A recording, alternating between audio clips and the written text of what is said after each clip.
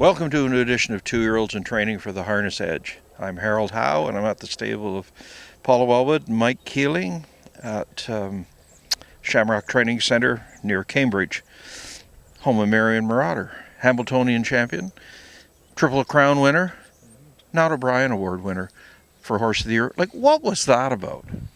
I don't know. I think that because he didn't race a lot in Canada, and there had been a new mandate to choose horses that perform more in Canada, I think it's probably a little misleading to. I'm not taking anything away from Betting Line. He's a tremendous horse, but when you have a horse win a Triple Crown and he's owned and based in Canada, I was a little disappointed. But that's the nature of the game. Is opinions are what matters, and we just moved on. Banker doesn't really care.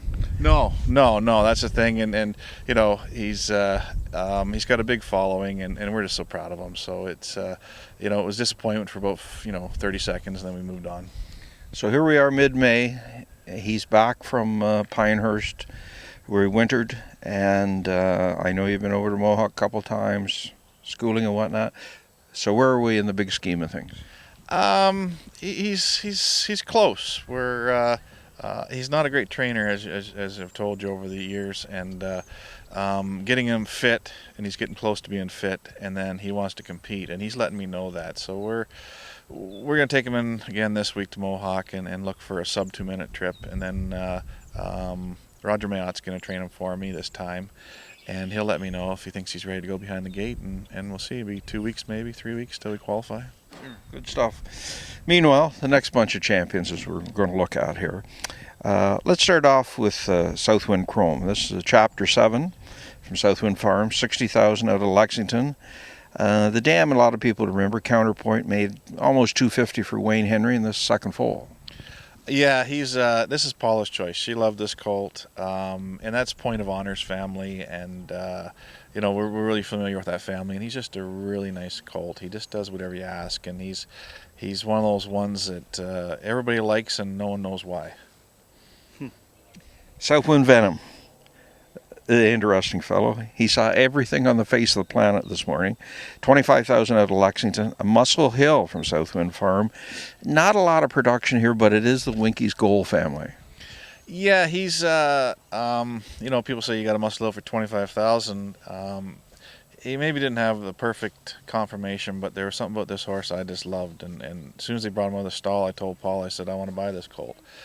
And I still like him. I really like him. I'm trying to temper my enthusiasm on him, because I know they can always let you down. And the pedigree probably isn't as strong as maybe it could be, but he's my favorite. Paula was out there with Sports Tale. Now, this is a sports writer. For some reason, he's a pacer. Anyway, $32,000 out of Harrisburg from White Birch Farm. Interesting, the mother's a half-sister to Worldly Beauty, who only won $2 million. Yeah, he's got a great pedigree. We had one partner, and he just does not want to buy a trotter, and I told him we're pretty good with trotters, but he every year he asks. So this year I said, well, let's go find ourselves an Ontario sired colt if we can. And this colt, just I loved his pedigree. He had roughed hocks, and they had already done OCD surgery, so they saved me a few thousand there. Sure. And he just got a big, easy gait, and Paula goes with him all the time, and he's just a gentleman to drive. So we're really excited about him. Mr. Carnes, another Muscle Hill. Bill Mulligan bred this horse, but it was sold by Hunterton Farm. First stud colt, but interesting thing, it's from a half-sister to Marion Marauder. Yeah, so I'm not quite sure how you do the math, if you carry the two or what, but I think he'd be like a 3/4 brother in blood to Marauder, I think, and he's got a lot of his personality traits. He's a small horse with a big attitude. He's tough to steer. We got a lot of work to do there, and like I said, you need gravel to take him out in the track some days, but he's got a quick burst of speed, and he's got an engine, so if I can get him going the right direction and take my time, I think he'll be okay. Jordan Blue Chip. This is Chapter 7, $70,000 out of Harrisburg from Blue Chip Farms, Jordan Farkas and Jeff Robanowitz as breeders. First stud colt. And the dam is a half sister to some no account named Laddie. Made $1 million.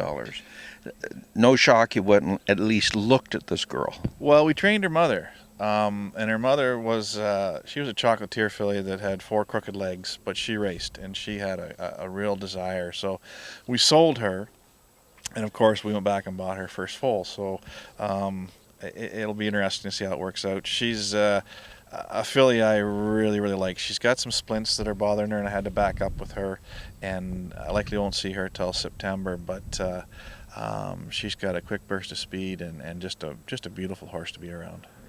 The last one's kind of an interesting one. It's a homebred, traveling Czech, Justice Hall colt. Mother won 75,000 for you, Czechoslovak. And what's this getting into the breeding game? Well, I've had, over the years, there's been Magic Check and Check the Magic and a whole bunch. I kept this mare. She was just a $5,000 yearling, and she did nothing but good for us and just had this wonderful attitude. So I've bred her. This is likely her 6th or 7th foal, and I think every one of them is raced.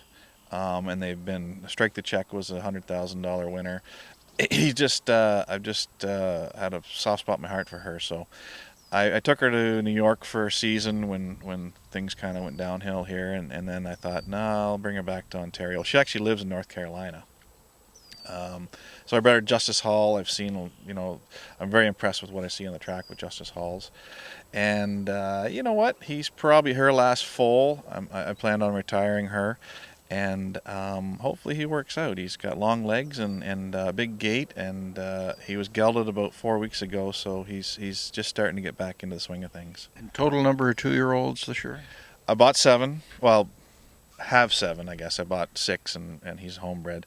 One filly, turned her out at 235. She's a big, monstrous Yankee Glide filly, and she just didn't stop growing. So I said I'm not going to continue with her, and hopefully I'll bring her back in the fall, and we'll see her maybe in the winter.